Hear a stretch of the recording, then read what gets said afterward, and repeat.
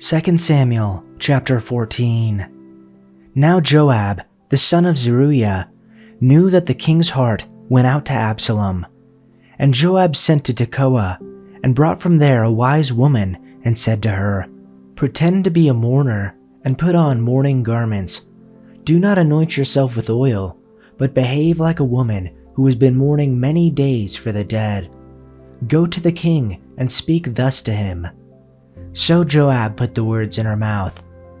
When the woman of Tekoa came to the king, she fell on her face to the ground and paid homage and said, "Save me, O king."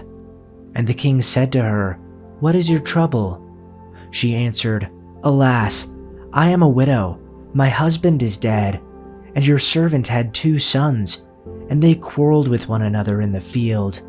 There was no one to separate them, and one struck the other and killed him. And now the whole clan has risen against your servant, and they say, 'Give up the man who struck his brother, that we may put him to death for the life of his brother whom he killed.' And so they would destroy the heir also. Thus they would quench my coal that is left, and leave to my husband neither name nor remnant on the face of the earth." Then the king said to the woman, "Go to your house, and I will give orders concerning you." And the woman of Tekoa said to the king, "On me be the guilt, my lord the king, and on my father's house. Let the king and his throne be guiltless." Then the king said, "If anyone says anything to you, bring him to me, and he shall never touch you again." Then she said, "Please let the king invoke the Lord your God, that the avenger of blood kill no more, and my son not be destroyed." He said, "As the Lord lives, not one hair of your son shall fall to the ground." Then the woman said, "Please let your servant speak a word to the Lord the king." He said, "Speak." And the woman said, "Why then have you planned such a thing against the people of God? For in giving this decision, the king convicts himself, inasmuch as the king does not bring the banished one home again. We all must die. We are like water spilled out on the ground, which cannot be gathered up again. But God will not take away life, and he devises means so that the banished one will not remain an outcast. And now I have come to say this to my lord the king, because the people have made me afraid. Your servant thought, I will speak to the king. Perhaps he will grant his servant's request. Perhaps the king will agree to deliver his servant from the hand of the man who is trying to cut off both me and my son from God's inheritance. And now your servant says, may the word of my lord the king secure my inheritance. For my lord the king is like an angel of God in discerning good and evil. May the Lord your God be with you." Then the king said to the woman, "Don't keep from me the answer to what I am going to ask you." "Let my lord the king speak," the woman said. The king asked, "Isn't the hand of Joab with you in all this?" The woman answered, "As surely as you live, my lord the king. No one can turn to the right or to the left from anything my lord the king says. Yes, it was your servant Joab who instructed me to do this, and to put all these words into the mouth of your servant. Your servant Joab did this to change the present situation. My lord has wisdom like that of an angel of God. He knows everything that happens in the land." The king said to Joab, "Very well, I will do it. Go, bring back the young man Absalom." Joab fell with his face to the ground to pay him honor, and he blessed the king. Joab said, "Today your servant knows that he has found favor in your eyes, my lord the king, because the king has granted his servant's request." Then Joab went to Geshur and brought Absalom back to Jerusalem. But the king said, "He must go to his own house. He must not see my face." So Absalom went to his own house and did not see the face of the king.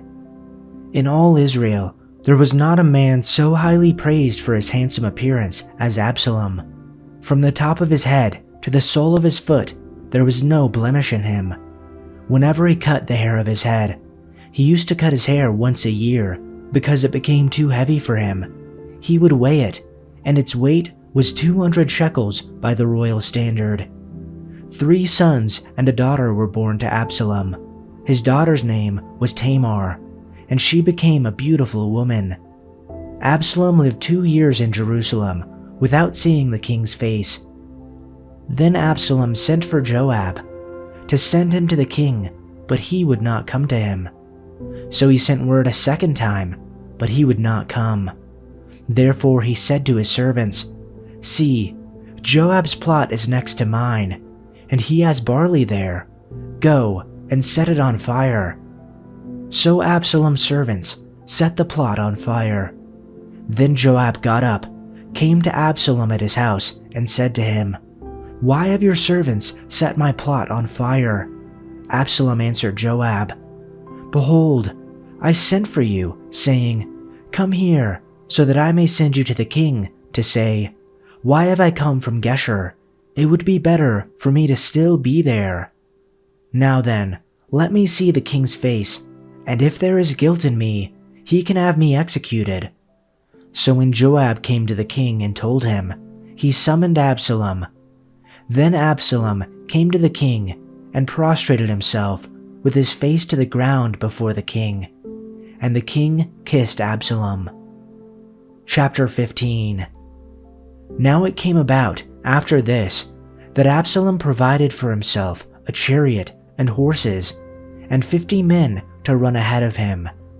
And Absalom used to rise early and stand beside the road to the gate, and when any man who had a lawsuit was to come before the king for judgment, Absalom would call out to him and say, "From what city are you?" And he would say, "Your servant is from one of the tribes of Israel." Then Absalom would say, "See, your claims are good and right, but you have no one to listen to you on the part of the king." Moreover, Absalom would say, "Oh, that someone would appoint me judge in the land. Then every man who has a lawsuit or claim could come to me, and I would give him justice." And whenever a man approached to prostrate himself before him, he would put out his hand and take hold of him and kiss him. Absalom dealt this way with all Israel who came to the king for judgment. So Absalom stole the hearts of the people of Israel. Now it came about at the end of 4 years that Absalom said to the king, "Please, let me go and pay my vow, which I have made to the Lord in Hebron. For your servant made a vow while I was living in Geshur in Aram, saying, 'If the Lord will indeed bring me back to Jerusalem, then I will serve the Lord.'" The king said to him, "Go in peace." So he got up and went to Hebron. But Absalom sent spies throughout the tribes of Israel, saying, "As soon as you hear the sound of the trumpet, then you shall say, 'Absalom is king in Hebron.'" Then 200 men went with Absalom from Jerusalem, who were invited and went innocently, for they did not know anything. And Absalom sent for Ahithophel the Gilonite, David's counselor, from his city Gilo, while he was offering the sacrifices. And the conspiracy was strong, for the people continually increased with Absalom. Then a messenger came to David, saying, "The hearts of the people of Israel are with Absalom." So David said to all his servants who were with him in Jerusalem, "Arise, and let's flee, for otherwise none of us will escape from Absalom. Go quickly, or he will hurry and overtake us, and bring disaster on us, and strike the city with the edge of the sword." Then the king's servants said to the king, "Behold, your servants will do whatever my lord the king chooses." So the king left, and all his household with him. But the king left 10 concubines behind to take care of the house. The king left, and all the people with him, and they stopped at the last house. Now all of his servants passed by him, and all the Cherethites, the Pelethites, and all the Gittites, 600 men who had come with him from Gath, passed by before the king. Then the king said to Ittai the Gittite, "Why should you go with us too? Return and stay with your king. Since you are a foreigner and an exile as well, return to your own place. You came only yesterday, so should I make you wander with us today while I go wherever I go? Return and take your brothers back. Mercy and truth be with you."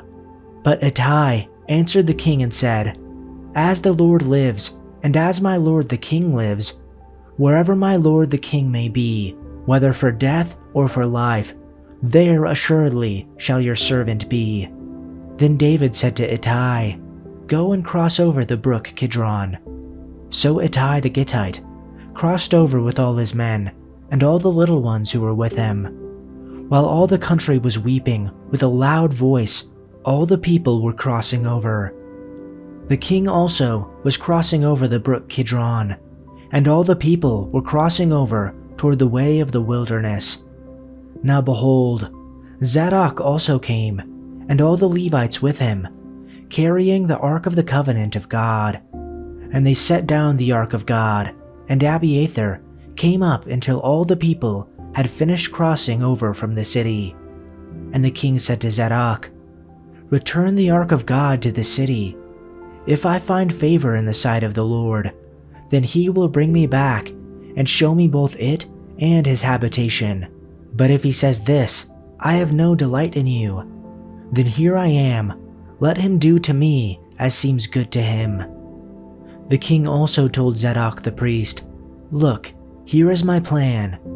You and Abiathar should return quietly to the city with your son Ahimaaz and Abiathar's son Jonathan. I will stop at the shallows of the Jordan River and wait there for a report from you." So Zadok and Abiathar took the ark of God back to the city and stayed there. David walked up the road to the Mount of Olives, weeping as he went. His head was covered and his feet were bare as a sign of mourning. And the people who were with him covered their heads and wept as they climbed the hill. When someone told David that his advisor Ahithophel was now backing Absalom, David prayed, "O Lord, let Ahithophel give Absalom foolish advice."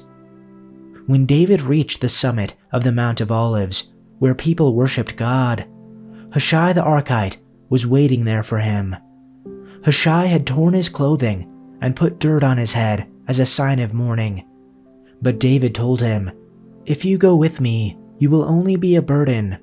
Return to Jerusalem and tell Absalom, 'I will now be your advisor, O king, just as I was your father's advisor in the past.'